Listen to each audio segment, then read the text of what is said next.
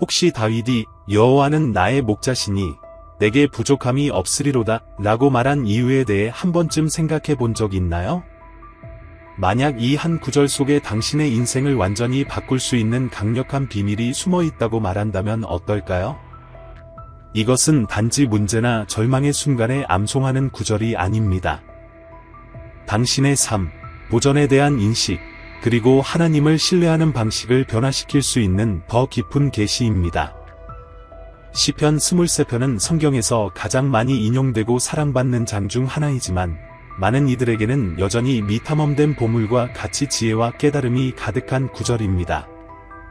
오늘 저는 이 구절 속에 숨겨진 진실, 즉 당신의 인생을 완전히 변화시킬 수 있는 비밀을 밝히고자 합니다. 시편 23편은 단지 어려움이나 필요의 순간을 위한 것이 아니라 신뢰, 평안, 그리고 하나님의 보호가 깃든 삶을 살아가기 위한 본보기입니다. 익숙한 단어 너머로 바라볼 때 우리는 하나님이 누구시며 우리가 그분과 어떤 관계를 맺고 있는지에 대해 더 깊이 이해하게 됩니다. 이 시편은 단순한 위로를 넘어서 힘, 공급, 그리고 평화를 선사합니다. 오늘 하나님께서 당신에게 부르시는 메시지는 바로 이 약속들을 온전히 체험하라는 것입니다. 당신은 이 비밀을 받아들일 준비가 되어 있나요? 그렇다면 저와 함께 하세요. 함께 이 시편의 깊이를 발견하며 그것이 당신의 믿음의 길을 어떻게 변화시킬 수 있는지 살펴보겠습니다.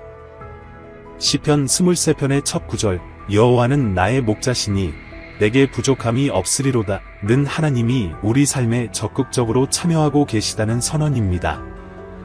이는 단순히 하나님께서 받으신 칭호가 아니라 그분의 돌봄, 사랑, 그리고 인도를 온전히 받아들이라는 초대입니다.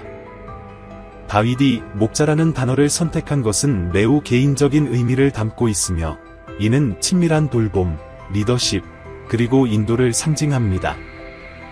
한 목자는 단순히 멀리서 지켜보는 사람이 아니라 양들과 함께 생활하며 그들을 깊이 이해하고 책임지는 존재임을 생각해 보세요. 우리의 목자이신 하나님은 멀리서만 우리를 돌보시는 것이 아닙니다. 그분은 우리를 인도하시고 보호하시며 매우 개인적인 차원에서 우리를 위해 공급해 주십니다. 다윗은 목자로서 자신의 양떼를 돌보는 책임을 분명히 인식하고 있었습니다. 그 지역의 지형, 위험 요소, 그리고 양들의 필요를 잘 알고 있었던 다윗은 여호와는 나의 목자라고 말하며 하나님이 우리 한 사람 한 사람에게 깊이 관여하고 계심을 대담하게 선언한 것입니다. 하나님은 멀리 떨어진 신이 아니라 폭풍, 시련, 그리고 골짜기를 함께 헤쳐나가는 사랑의 인도자이십니다. 이는 우리에게 인생 여정에서 혼자가 아님을 의미합니다. 목자께서 우리와 함께 계시며 우리가 필요로 하는 모든 것을 공급하고 인도해 주십니다. 두려움이나 불확실함의 순간에도 우리는 주님께서 단순히 우리를 바라보시는 것이 아니라 매 걸음마다 함께 하신다는 사실의 위로를 받게 됩니다. 다윗은 내게 부족함이 없으리로다 라고 선언합니다. 이는 단순히 아무것도 필요 없다는 수동적인 표현이 아니라 하나님의 공급에 대한 적극적 신뢰의 표현입니다. 모든 것을 혼자 감당해야 한다는 세상의 압박 속에서 다윗은 하나님이 목자이시기에 결코 부족함이 없다고 당당하게 말합니다. 이것이 바로 신성한 공급의 본질입니다. 내게 부족함이 없으리로다 는 하나님의 풍성한 공급, 즉 물질적 필요뿐 아니라 감정적, 영적, 그리고 대인관계의 필요까지 아우르는 공급을 의미합니다. 이는 하나님께서 우리 삶의 모든 영역에서 공급해 주신다는 약속이며 공급이 어떻게 이루어질지 보이지 않을 때에도 하나님의 계획이 이미 진행 중임을 믿게 합니다. 이 선언을 받아들임으로써 우리는 끊임없이 노력하며 일시적인 것에서 만족을 찾으려는 순환에서 벗어나게 됩니다. 우리의 궁극적인 만족은 하나님의 공급과 완벽한 타이밍에 의존하는 데서 온다는 사실을 깨닫게 됩니다. 지금 이 순간 스스로에게 질문해 보세요. 내 삶의 어떤 영역에서 나는 결핍에 대한 두려움에 집착하고 있는가? 그런 영역에서 하나님을 목자로 초대하고 그분께서 당신에게 필요한 모든 것을 공급하고 인도해 주실 것을 믿어 보십시오. 푸른 초장에 나를 누이시며 라는 말씀은 단순히 육체적인 안식만을 의미하지 않습니다. 이는 영적 회복, 즉 영혼의 재충전을 의미합니다. 오늘날 세상에서 휴식은 사치처럼 느껴질 수 있습니다. 끊임없이 더 열심히 일하고 노력하며 멈추지 말라는 압박을 받지만 하나님께서 우리에게 부르시는 것은 멈추고 숨을 고르며 그분의 임재 안에서 참된 안식을 누리라는 것입니다. 다윗이 푸른 초장이라는 이미지를 사용한 이유는 분명합니다. 이는 풍요, 영양, 그리고 평화의 장소를 상징합니다. 하나님은 우리를 메마르고 황폐한 곳으로 인도하시는 것이 아니라 영혼의 양식을 주는 푸른 초장으로 이끄십니다. 하나님의 돌봄 속에서 쉼을 누린다는 것은 소극적인 자세가 아니라 오히려 회복과 재충전의 시간임을 깨닫게 합니다. 이는 우리 자신의 노력에 의존하는 것이 아니라 하나님의 은혜에 온전히 의지함을 인정하는 행위입니다. 쉬는 시간을 가질 때 우리는 하나님께서 우리를 붙들어 주신다는 사실을 인정하게 됩니다. 이는 경배의 행위이자 멈추고 더 이상 애쓰지 않으며 하나님께서 모든 것을 통제하고 계심을 신뢰하는 표현입니다. 하나님은 우리가 상상할 수 없는 방식으로 우리에게 공급해 주실 것입니다. 인생의 여정을 계속하면서도 잠시 멈추어 푸른 초장을 찾으십시오. 휴식은 사치가 아니라 하나님의 초대이며 우리를 새롭게 하여 하나님의 공급을 신뢰하도록 만드는 기회입니다. 시편 23편 2절 그가 나를 잔잔한 물가로 인도하시는도다 는 말씀은 외부 환경에 의존하지 않는 평화를 상징합니다. 세상이 소란과 혼돈, 끊임없는 산만함으로 가득 찬 가운데 하나님의 평안의 물가에서 평화를 누리라는 초대는 귀한 선물입니다. 하나님의 공급은 언제나 풍성하며 그분의 물은 결코 마르지 않고 평화는 결코 고갈되지 않습니다. 여기서 핵심 단어는 잔잔함입니다. 하나님의 평화는 고요하며 서두르거나 강요되지 않고 자연스럽게 흐릅니다. 마지막으로 평안을 느꼈던 순간을 기억해 보세요. 아마도 고요한 호숫가나 한가로운 오후의 순간이었을 것입니다. 그것이 바로 하나님께서 우리에게 주시는 평안으로 우리의 영혼 깊은 곳에서 조용히 흐르며 회복과 재충전, 그리고 명료함을 선사합니다. 우리가 하나님의 공급을 신뢰하기로 선택할 때 세상의 문제 해결책을 찾기 위해 애쓰지 않고 오히려 그분의 잔잔한 물가로 들어갑니다. 우리는 평안을 얻기 위해 노력할 필요 없이 이미 우리에게 주어진 평안을 신뢰하면 됩니다. 시편 23편 3절 내 영혼을 소생시키시고 는 회복이 지속되는 과정임을 나타냅니다. 하나님은 단순히 우리를 고치시는 것이 아니라 온전히 치유하십니다. 우리의 부서진 조각들, 상처, 후회, 실망을 받아들이시고 변화의 작업을 시작하십니다. 이 회복은 즉각적으로 이루어지지 않으며 하나님과 함께 걸어가는 치유의 여정입니다. 하나님의 회복은 단순히 망가진 것을 고치는 것을 넘어 우리를 온전하게 만들고 더욱 뛰어나게 합니다. 하나님은 우리를 단순히 임시방편으로 수리하지 않으시고 완전히 변화시키십니다. 그분이 제공하는 치유는 외면적인 것뿐 아니라 우리 마음 깊은 곳을 건드려 원래의 의도된 모습으로 회복시킵니다. 회복은 우리 스스로 선택하는 것입니다. 매일 우리의 부서진 부분들을 하나님께 맡기고 그분이 우리 안에서 일하시도록 허락하는 것입니다. 회복의 과정은 시간이 걸리고 어려울지라도 하나님께서 계속해서 우리를 변화시키고 계심을 믿어야 합니다. 오늘 당신이 스스로 부서졌다고 느낀다면 혹은 인생의 어떤 부분이 결코 회복되지 않을 것이라고 생각한다면 하나님께서 회복에 뛰어나심을 믿으십시오. 그분은 당신을 결코 버리지 않으시며 온전하게 만들어 주실 것입니다. 그 결과는 당신이 상상하는 것보다 훨씬 더 아름다울 것입니다. 그의 이름을 위하여 의의 길로 인도하시도다 라는 말씀에서 오늘날 많은 이들이 의를 도덕적 완벽함이나 순수한 노력으로 얻는 것으로 오해하곤 합니다. 그러나 시편 23편에서 다윗은 의를 하나의 길, 즉 하나님의 뜻에 따라 걷는 과정으로 그립니다. 이는 완벽하거나 죄가 없는 상태가 아니라 우리가 걸음마다 하나님을 공경하며 살아가는 선택임을 의미합니다. 하나님의 길은 언제나 쉬운 길이 아닙니다. 세상이 즉각적인 만족과 성공을 추구하는 길을 제시할 때 하나님의 길은 더 높고 순수하며 영원한 보상을 약속합니다. 우리가 하나님의 의의 길을 따를 때 단순히 그분의 명령을 지키는 것을 넘어 그분의 성품과 선하심, 그리고 진리를 드러내는 삶을 살아가게 됩니다. 의의 길은 우리를 형성하고 정죄하며 하나님께서 우리를 창조하신 본래의 모습에 더욱 가까워지게 만듭니다. 그러나 솔직히 말해 의의 길은 언제나 쉽지만은 않습니다. 종종 세상이 요구하는 방향과는 정반대로 나아가야 할 때가 있습니다. 세상은 우리를 한 방향으로 몰아가지만 하나님은 반대 방향으로 인도하십니다. 이는 희생과 순종을 요구하지만 그 보상은 우리가 상상하는 것보다 훨씬 큽니다. 길이 험난하고 불확실해 보일 때 기억하십시오. 하나님은 항상 당신과 함께 계시며 어려운 길목에서도 당신을 인도하여 더 큰 것을 향해 나아가게 하십니다. 당신을 위한 그분의 길은 목적, 평안, 그리고 충만함의 길입니다. 시편 23편 4절은 내가 사망의 음침한 골짜기로 다닐지라도 해를 두려워하지 않을 것은 주께서 나와 함께 하심이라 라고 말합니다. 골짜기는 우리 모두가 인생의 어느 시점에 반드시 지나가야 하는 곳입니다. 어려움을 겪을지의 문제가 아니라 언제 겪게 될지의 문제입니다.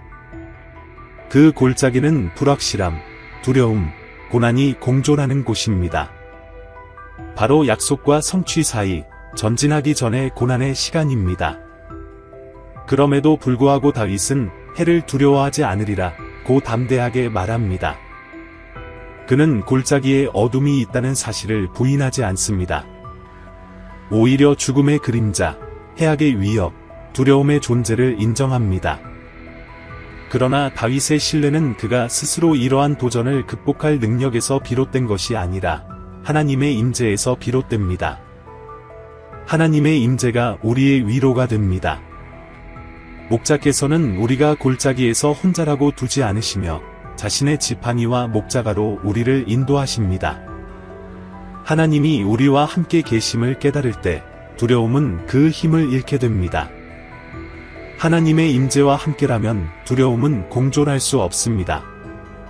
적이 우리를 공포로 마비시키려 할지라도 하나님과 함께 골짜기를 걸을 때 우리는 결코 혼자가 아닙니다.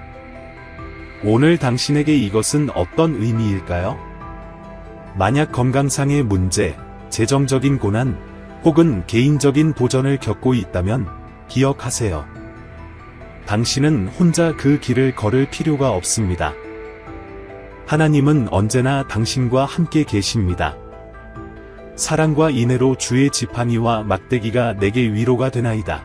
다윗이 하나님의 지팡이와 막대기에 대해 언급할 때 이는 목자가 양들을 바로잡고 보호하기 위해 사용하는 도구들을 의미합니다. 지팡이는 양들을 포식자로부터 방어하기 위해 사용되었고 막대기는 양들을 올바른 길로 인도하고 부드럽게 교정하기 위해 쓰였습니다. 이와 같이 하나님께서도 교정과 보호를 통해 우리를 인도하십니다. 하나님의 교정은 벌이 아니라 사랑의 표현입니다.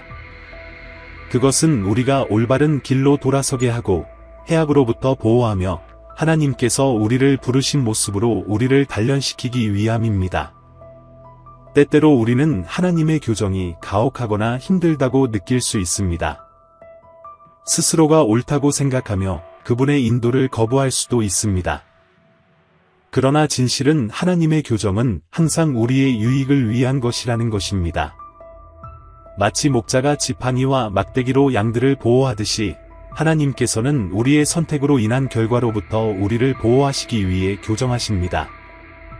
우리가 하나님의 인도에 순종할 때 우리는 안정과 평안, 그리고 성장을 경험하게 됩니다. 지팡이와 막대기는 또한 우리 삶 속에 항상 함께 하시는 하나님의 지속적인 임재를 상징합니다. 우리가 교정의 순간을 겪을 때 하나님께서 멀리 계시지 않고 적극적으로 우리 삶에 관여하고 계심을 깨닫게 됩니다. 그분은 우리를 인도하시고 보호하시며 안전한 곳으로 이끄십니다. 그러므로 교정의 순간에도 하나님의 의도가 순수하다는 것을 믿으십시오. 그분의 목적은 당신을 벌하는 것이 아니라 당신이 성장하도록 돕는 것입니다. 하나님의 징계는 사랑의 행위로 당신이 길을 잃지 않고 그분이 계획하신 충만한 삶을 살게 하기 위함입니다. 내 원수 앞에서 내게 상을 베푸시며 나는 다윗의 강력한 선언은 우리가 자주 있는 진리를 상기시켜 줍니다. 하나님은 원수가 없을 때만 우리를 축복하시는 것이 아닙니다. 원수 앞에서도 우리를 축복하십니다. 여기서 상은 영양, 쉼, 그리고 교제가 이루어지는 장소를 상징합니다. 고대 사회에서 식탁을 함께 나누는 것은 평화와 우정의 상징이었습니다. 하나님께서 원수 앞에서 우리를 위해 식탁을 차리신다는 것은 아무리 원수가 무엇을 시도하더라도 하나님의 은혜가 승리할 것임을 선언하는 것입니다. 심지어 반대와 어려움 속에서도 하나님은 우리를 위한 향연을 준비하고 계십니다. 영적, 육체적 필요를 충족시키기 위해 우리를 위해 마련하신 잔치입니다. 이는 우리의 삶이 외부 환경에 의해 결정되는 것이 아니라 하나님의 풍성한 공급에 의해 좌우된다는 것을 일깨워줍니다. 어떤 적도, 어떤 장애도, 어떤 고난도 하나님께서 우리를 축복하는 것을 막을 수 없습니다. 그러므로 부정, 의심, 혹은 반대에 둘러싸여 있을 때 기억하세요. 하나님은 당신 앞에 식탁을 차려놓고 계십니다. 당신이 필요로 하는 모든 것을 준비하시며 그분의 축복은 넘치도록 부어집니다. 폭풍이 지나갈 때까지 기다릴 필요 없이 하나님의 선하심은 이미 당신 앞에 펼쳐져 있습니다. 주의 기름을 내 머리에 부으시니 내 잔이 넘치나이다. 성경시대의 기름 부음은 은혜, 축복, 그리고 부르심의 상징이었습니다. 누군가에게 기름 부음이 이루어졌다면 이는 그 사람이 특별한 목적을 위해 선택되어 구별되었음을 의미했습니다. 하나님께서 우리의 머리에 기름을 부으신다는 사실은 우리가 선택받고 사랑받으며 하나님의 은혜로 표시되었음을 나타냅니다. 넘치는 잔은 하나님께서 우리 삶에 부어주시는 풍성한 축복을 상징합니다. 넘치는 잔은 단순히 우리의 필요를 충족시키는 것에 그치지 않고 한계를 모르는 축복을 의미합니다. 우리의 삶을 잠시 되돌아봅시다. 우리는 얼마나 자주 충분하지 않다고 느꼈던가요? 충분한 시간, 충분한 에너지, 충분한 자원이 없다고 느낀 적이 얼마나 많았나요? 이 구절은 하나님의 공급은 결코 소진되지 않는다는 것을 상기시켜 줍니다. 그분의 축복의 잔은 넘치며 우리의 모든 필요를 채우기에 충분한 것 이상을 제공합니다. 우리가 하나님의 기름 부음을 인식하며 살아갈 때 우리는 모든 영역에서 그분의 축복이 넘치는 것을 경험하게 됩니다. 이러한 축복은 단순히 우리를 위한 것만이 아니라 다른 이들에게도 나누어져 하나님의 선하심을 증거하게 됩니다. 진실로 선함과 인애가 내 평생을 따르리니 라는 말씀처럼 선함과 인애는 하나님의 가장 강력한 속성 중 하나입니다. 이 말은 단순한 추상적 개념이 아니라 우리가 어디를 가든 우리를 따르는 능동적인 힘을 의미합니다. 다윗이 선함과 인애가 평생을 따라다니리라고 선언한 것은 단순한 희망의 바람이 아니라 깊은 확신입니다. 선함은 하나님의 자비, 관대함, 선해, 그리고 우리를 축복하시려는 그분의 성품을 의미합니다. 그것은 하나님께서 우리에게 좋은 것, 올바른 것을 주시려는 본성입니다. 하나님의 선함은 변치 않으며 시간이나 상황에 따라 사라지지 않습니다. 가장 어두운 순간에도 하나님의 선함은 존재하여 우리가 자격 없더라도 축복을 베푸십니다. 반면 인애는 하나님의 자비와 용서를 의미합니다. 우리의 잘못을 용서하고 벌을 유보하며 우리에게 은혜를 베푸시는 그분의 태도를 말합니다. 다윗이 인애가 평생을 따라다니리라고 말한 것은 하나님의 끊임없는 용서와 우리의 실수를 지워주시는 능력, 그리고 새롭게 시작할 기회를 상기시켜 줍니다. 선함과 인애는 마치 두 천사와 같이 우리를 보호하고 인도하며 매일 우리 곁에 머무릅니다. 일은 단순히 관찰자로 머무는 것이 아니라 끊임없이 우리를 따라다니며 하나님의 사랑과 신실함을 보여줍니다. 이 약속은 매우 깊습니다.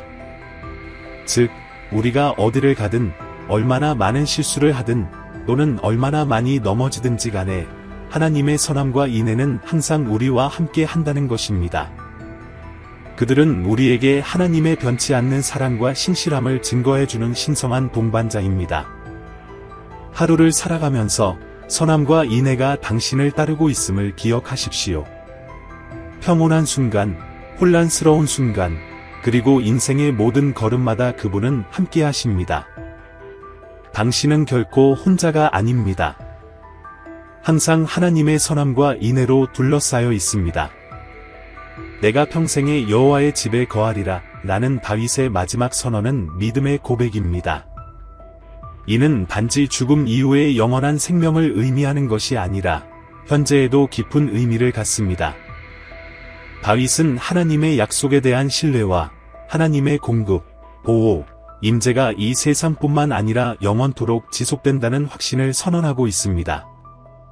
이 마지막 말씀 속에서 다윗은 하나님의 돌보심이 우리의 지상 여정이 끝난 후에도 멈추지 않는다는 사실을 일깨워줍니다. 하나님의 돌보심과 공급은 영원으로 이어집니다. 우리가 목자이신 하나님과 함께 걸을 때 오늘날만이 아니라 영원히 안전함을 누릴 수 있습니다. 이것은 우리에게 강력한 위로를 줍니다. 우리가 어떤 시련을 겪더라도 하나님의 약속은 변함없습니다. 하나님은 단기간이 아닌 영원히 그분의 말씀을 이루실 것입니다. 우리 스스로의 힘에 의존할 필요가 없다는 사실에 평안함을 느낄 수 있습니다. 우리의 미래는 그분 안에서 안전합니다. 우리의 여정, 우리의 고난, 우리의 승리, 모두가 하나님의 손 안에 있습니다. 그리고 최종적인 약속은 이렇습니다. 우리가 하나님의 집에 거할 때 우리는 영원한 평안, 임재, 공급 속에 살게 될 것입니다. 이 신뢰 속에서 산다는 것은 무엇을 의미할까요? 그것은 희망과 안전, 그리고 확신을 가지고 사는 것을 의미합니다. 오늘이나 내일 무슨 일이 일어나더라도 우리는 하나님의 손 안에 안전이 있음을 확신할 수 있습니다. 우리는 영원한 관점에서 살아가도록 부름받았습니다. 오늘 우리를 인도하는 그 하나님은 영원으로 인도할 그분과 동일하다는 것을 믿어야 합니다. 시편 23편의 가장 깊은 측면 중 하나는 풍성함의 주제입니다. 하나님은 우리에게 필요한 것만을 주시는 것이 아니라 넘치는 생명을 제공하십니다. 시편 23편은 하나님의 압도적인 공급을 생생하게 그려냅니다. 푸른 초장, 잔잔한 물, 원수 앞에서 차려진 식탁, 기름 부음, 넘치는 잔 등은 결핍이 아닌 하나님의 넘치는 축복을 상징합니다. 하나님은 우리에게 필요한 것만을 주시는 것이 아니라 그 이상으로 충분한 것을 주십니다. 단순히 우리의 잔을 채우는 것이 아니라 넘치도록 부어주십니다. 하나님의 풍성함을 깨닫는 삶은 우리의 사고방식을 변화시킵니다.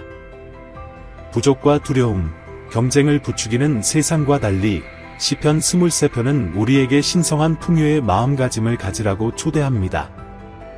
우리는 세상의 자원에 의존하는 것이 아니라 한계가 없으신 관대하고 신실한 하나님께서 우리를 붙들고 계심을 믿어야 합니다.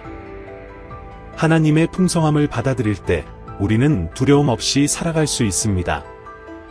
우리는 쌓아두거나 부족할 것을 염려하는 마음에서 벗어나 넘치는 삶을 살아갈 수 있게 됩니다.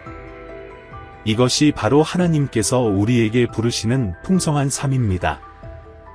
그 삶은 언제나 하나님께서 공급하실 것을 믿으며 그분의 축복이 우리와 우리 주변 사람들에게 충분히 미치도록 살아가는 삶입니다. 오늘 잠시 시간을 내어 하나님의 넘치는 축복을 되새겨 보십시오. 당신은 하나님의 공급을 믿고 그 풍요 속에서 살아가고 있습니까? 이제 결핍의 마음을 버리고 하나님께서 당신에게 준비하신 충만함 속으로 들어갈 때입니다. 우리의 시편 23편 여정을 마무리하면서 묻고 싶습니다. 시편 23편의 약속들이 당신의 인생을 영원히 변화시키도록 허용할 준비가 되어 있습니까? 이 구절들에 담긴 진리는 단지 추상적인 개념이 아니라 매일 살아내야 할 현실입니다. 여호와는 우리의 목자이십니다. 그분은 우리를 인도하시고 올바른 길로 안내하시며 공급하시고 회복시키십니다. 모든 시련, 모든 골짜기, 모든 정상에서 그분은 우리와 함께 하십니다. 당신은 그분을 더 깊이 신뢰할 준비가 되어 있습니까? 그분이 주시는 평안, 공급, 보호 속을 걸을 준비가 되어 있습니까? 오늘이 바로 시편 23편의 약속 속으로 들어가 그것들이 당신의 인생을 변화시키도록 허락할 날입니다. 이 메시지가 당신의 마음에 닿았다면 이 희망의 말을 들을 수 있는 다른 이들과도 나누시길 바랍니다. 주님의 축복이 늘 함께 하시길 빕니다.